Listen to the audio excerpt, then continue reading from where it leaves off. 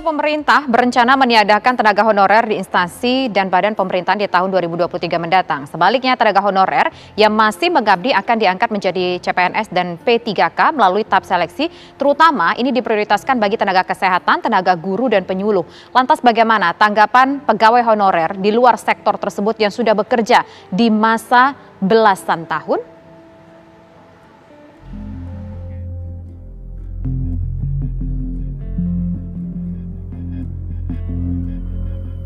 Tapi bagi kami honorer kayaknya sangat disesalkan ya, karena yang selama ini mereka butuhkan hanya tenaga kesehatan dan guru saja.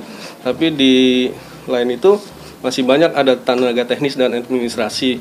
Nah, itu bagi kita yang sangat berharap untuk kalau misalnya dihapus, ya mudah-mudahan ada kebijakan lah dari pemerintah pusat untuk mengakomodir kami khususnya honorer K2. Harusnya yang honor ini diangkat dulu karena prioritas sudah lama mengadu ke Pemda dan jangan disamakan kita dengan yang baru-baru karena yang lama itu belum tentu nggak bisa kerja. Hapus nanti kita kerja di mana? Harusan pemerintah punya kebijakan untuk kita sendiri. Kita yang kayak diutamakan kita kan di Pemda untuk di lapangan harus ada kebijakan untuk honorer yang ada di Pemda. Nasib kita yang sekarang ini diberi kebijakan khusus lah untuk menjadi entah itu P3K atau CPNS gitu. Kita lagi nunggu itu, Bu. Contohnya kebijakan-kebijakan yang paling hukumnya lah gitu. Hasilnya gimana ya kalau ikut CPNS dibareng dengan umum, takutnya kemampuan kita kan agak beda-beda gitu. Misalnya yang baru fresh graduate, tapi kalau kita udah kerja lama di lapangan lebih paham lah gitu.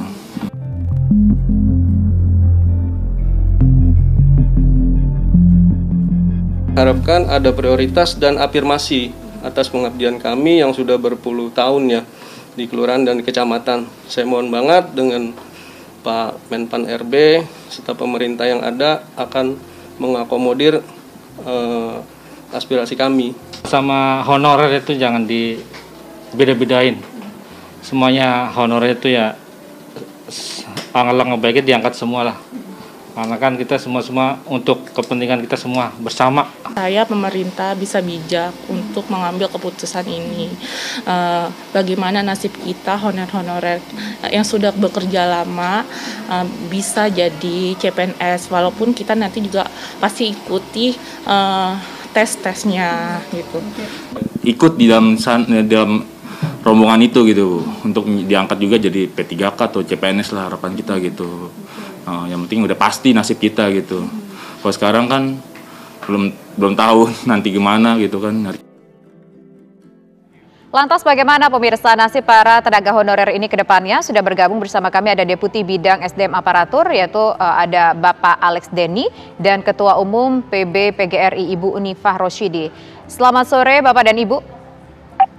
Sore, Mbak. Iya, pertama saya ingin ke Pak Alex terlebih dahulu. Pak Alex, sebetulnya kita ingin tahu bagaimana rencana pemerintah untuk mengurangi tenaga honorer di instansi pemerintah dan lembaga yang akan berlangsung pada tahun 2023 nanti, Pak Alex. Ya, terima kasih Mbak Fisa, Bu Unifah, pemirsa TV One yang berbahagia. Assalamualaikum warahmatullahi wabarakatuh. Sebetulnya memang kita masih punya PR menyelesaikan tenaga honorer ini. Tetapi PR ini sudah belasan tahun sebetulnya kita cicil-cicil ya. Sejak 2005 sampai dengan 2013 itu sudah lebih dari 1 juta tenaga honorer itu dikonversi menjadi ASN. Jadi kita ingat dulu pada waktu 2007 itu sebetulnya sudah ada PP 43 2007 yang melarang instansi pemerintah untuk merekrut tenaga honorer atau sejenisnya. Dan karena itu waktu itu lebih dari 900.000 tenaga honorer itu kemudian dialihkan menjadi PNS. Ya, lebih dari 860.000-nya berhasil dialihkan. 60-an ribunya itu karena ada persyaratan yang tidak dipenuhi, kemudian tidak bisa dialihkan. Nah, persoalannya adalah dari tahun ke tahun begitu didata ulang, datanya membengkak terus. Jadi didata ulang kemudian hampir 11 kali lipat membengkak menjadi kembali ke 600-an ribu. Karena itu melalui Undang-Undang ASN nomor 5 2014 sebetulnya sudah diatur bahwa ASN itu hanya mengenal PNS dengan P3K. Jadi memang terminologi honorer ini tidak dikenal. Dan setiap tahun kita selalu, setiap kali ada penerimaan ASN, itu selalu memberikan kesempatan pertama kali kepada tenaga honorer untuk ikut seleksi.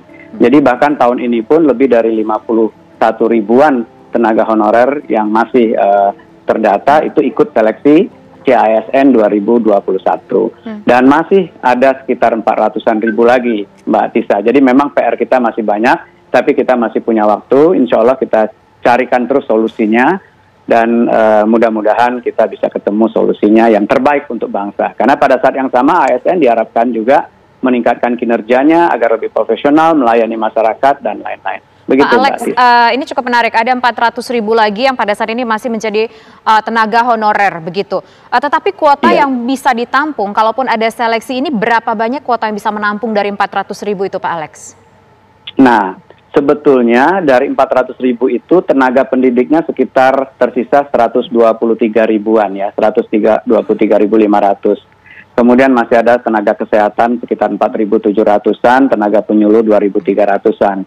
Dan 279 ribu lebih itu adalah tenaga administrasi. Nah, kalau bicara guru, sebetulnya kebutuhan guru kita masih sangat banyak ya. Kementerian Pendidikan itu tahun ini saja sebetulnya menyatakan kita masih butuh 1 juta guru untuk direkrut. Tetapi Pemda-Pemda kan mengusulkannya hanya sekitar 500-an ribu ya. Jadi kami akan terus mendorong dengan teman-teman di Kemdikbud untuk mendapatkan kuota yang lebih banyak lagi di tahun 2022. Nah, persoalannya adalah di tenaga administrasi, Mbak Tisa. Tenaga administrasi ini kan melakukan pekerjaan-pekerjaan yang lebih sederhana, ya, repetitif, dan ini melalui digitalisasi menuju SPBE, ya, sistem pemerintahan berbasis elektronik. Tentu pekerjaan-pekerjaan semacam ini akan terdisrupsi, pelan, cepat atau lambat begitu. Nah, ini PR kita. Tentu kita bersama-sama, nggak bisa hanya Menpan RB membuat kebijakan, tetapi tenaga honorernya sendiri juga harus berani mempelajari hal-hal baru, ya, meningkatkan kompetensinya, sehingga untuk yang memenuhi kualifikasi bisa jadi ikut seleksi untuk jabatan-jabatan yang lain. Jadi kami berharap kita semua ikut memperbaiki kualitas ASN bersama-sama. Dan on top of itu semua sebetulnya kan tidak semua pekerjaan harus dikerjakan oleh aparatur sipil negara ya. Jadi ada pekerjaan-pekerjaan yang barangkali memang tidak perlu aparatur sipil negara melakukannya begitu. Karena tadi beban APBN kita besar sekali di situ. Oke, baik. Nanti kita akan lanjutkan kembali perbincangan, termasuk juga kita ingin mendengar suara bagaimana dari pengurus besar dari PGRI. Tapi nanti pemirsa, usai jeda berikut kami kembali sesaat lagi.